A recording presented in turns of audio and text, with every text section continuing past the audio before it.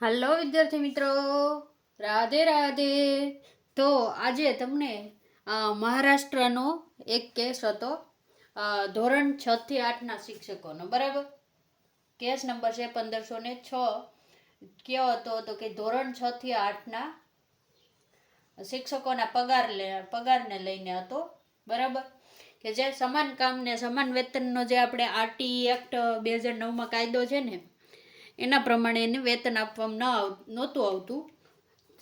તેથી તેણે કેસ કરેલો હતો 2023માં. ક્યારે? 2023માં. તો આ શું હતું? એ કેસમાં શિક્ષકોની જીત થઈ છે. કેટલા મહિનામાં એને એરિયર્સના લાખો રૂપિયા ચૂકવવાનું કોર્ટે કીધું છે. બધું જ આપણે અહીંયા વિગતથી જોઈશું. આ જો છે મુંબઈનો કેસ, બરાબર, મહારાષ્ટ્રનો, પણ ગુજરાતમાં પણ લાગુ પડી શકે. આપણે અત્યારે 6 થી 8માં પગાર છે એ ફૂલ આપવામાં આવે છે. બરાબર, પે સ્કેલ ફૂલ આપવામાં આવે છે. બરાબર, તેમ છતાં આનો ઉપયોગ તમે કઈ રીતે કરી શકો? આ ચુકાદાનો સમાન વેતન સમાન કામનો. બરાબર, તો વિડીયોને એન્ડ સુધી જરૂરથી જોજો. બરાબર, તો કે આ બોમ્બે હાઈકોર્ટમાં, ક્યાં? બોમ્બે હાઈકોર્ટમાં એક કેસ દાખલ થયો. ક્યાં કર્યો? 6 થી 8 ધોરણના શિક્ષકોએ એક કેસ દાખલ કર્યો. શું? કે એને પગારમાં અન્યાય થઈ રહ્યો છે. બરાબર, તમામ શિક્ષકો જો 6 થી 8માં હોય ને, એને સમાન પગાર મળવો જોઈએ, પણ અહીંયા એવું નહોતું. સમાન પગાર મળવો જોઈએ, પણ અહીંયા નહોતો મળતો.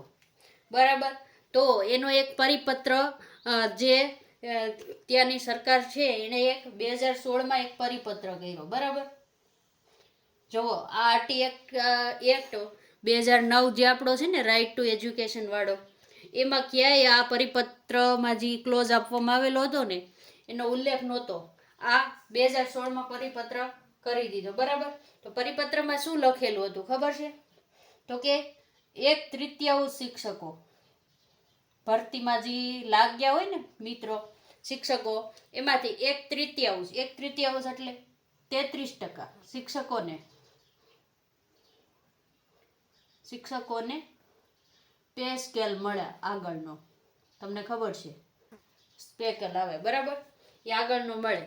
બાકીના તો કે 67% જે શિક્ષકો વધ્યા ને, તેને તે પગાર રહે.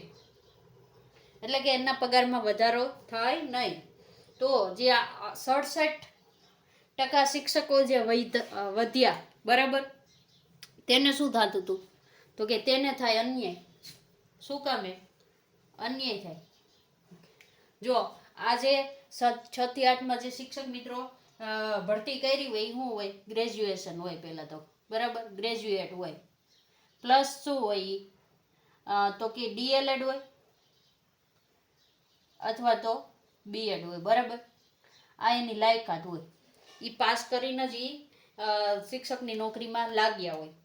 બરાબર, તો ડિગ્રી તો બધાની સરખી જ છે ને. ડિગ્રી તો આની પણ સરખી છે અને આની પણ સરખી છે, 33%. જેને સ્પેસ સ્કેલ વધારે આપવામાં આવે છે, અને આ મિત્રોને સ્પેસ સ્કેલ આપવામાં આવતો નથી. બરાબર, તો ડિગ્રી તો બંનેની સરખી છે. અને આ શિક્ષકો શું કરે છે? જે વિષયના હોય એ ભણાવે તો સરખું જ છે ને, બધાય સરખું. શું કામે? આ 33%માં કોઈ ગણિતવાળા હોય કે વિજ્ઞાનવાળા હોય, તો એ શિક્ષક જેટલા કલાક સ્કૂલમાં ભણાવે છે, તો આ 67% શિક્ષકો જે વધ્યા તે પણ સરખું જ ભણાવે છે. કામ તો સરખું જ છે, બધાનું કામ સરખું, તેમ છતાં પગારમાં ડિફરન્સ, પગાર અલગ. તો આનો વિરોધ થયો અને 2023માં એક બોમ્બે હાઈકોર્ટમાં પિટિશન દાખલ કરવામાં આવી. તો શિક્ષકોએ આ અન્યાયનો વિરોધ કર્યો. તો સરકારની વકીલે શું કીધું? કે આ તો અમારો નીતિ વિષયક મામલો છે. બરાબર, પણ હાઈકોર્ટે આ જે 1:3 નો કૃત્રિમ રેશિયો છે ને એનો ક્યાંય ઉલ્લેખ નથી, બરાબર. આનો ક્યાંય ઉલ્લેખ છે નહીં આરટીઈમાં, બરાબર. એટલે હાઈકોર્ટે નિર્ણય આપ્યો કે સમાન વેતન, જે આપણે કલમ છે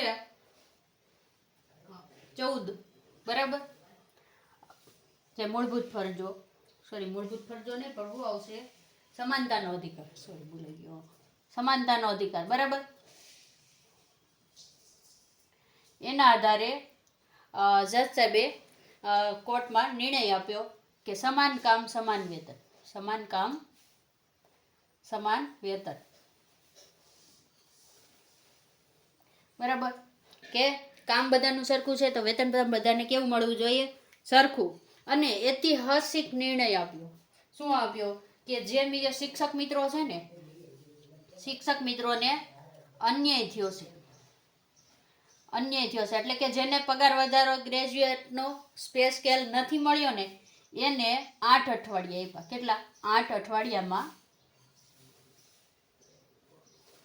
અત્યાર સુધીનો જેટલો પગાર થયો હોય ને, અત્યાર સુધીનો તેનું એરિયર્સ આપવાનું કીધું, એરિયર્સ આપવાનું કહ્યું છે, બરાબર. હવે તમે વિચારો કે કેટલા રૂપિયાનું એરિયર્સ થશે. તો કે જે મિત્રો 2016 પછી લાગ્યા હોય એને ફૂલ પગાર ન આપ્યો હોય, બરાબર, બીજા છે કે તો લાખો રૂપિયાનું એરિયર્સ અઠવાડિયામાં આપવાનું છે, લાખો રૂપિયાનું. કેટલાનું? લાખો રૂપિયાનું. જો આ માહિતી છે ને તમને જે આપી ને એ ખાલી માહિતી માટે હતું. જે કોર્ટમાં કેસ ચાલતો હતો એનો ચુકાદો આવી ગયો છે, બરાબર.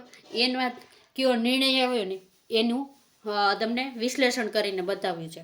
આ આપણે ગુજરાતમાં નથી લાગુ, પણ તમે જ્યારે સમાન કામ સમાન વેતન માટે જો કોઈ એપ્લિકેશન કરો તો આ ચુકાદો તમે ગુજરાતમાં કે અન્ય રાજ્યમાં ઉપયોગી થઈ શકે, અન્ય રાજ્યમાં ઉપયોગી થઈ શકે. આ તો ખાલી અત્યારે ક્યાં લાગુ પડશે તો કે ખાલી મહારાષ્ટ્રમાં, બરાબર. નાગપુર હાઈકોર્ટે આ ચુકાદો આપ્યો છે, બરાબર. જો તમને આ વિડીયો સારો લાગ્યો હોય તો લાઈક કરજો, ચેનલને સબસ્ક્રાઈબ કરજો અને તમારા શિક્ષક મિત્રોને શેર કરી દેજો. રાધે રાધે.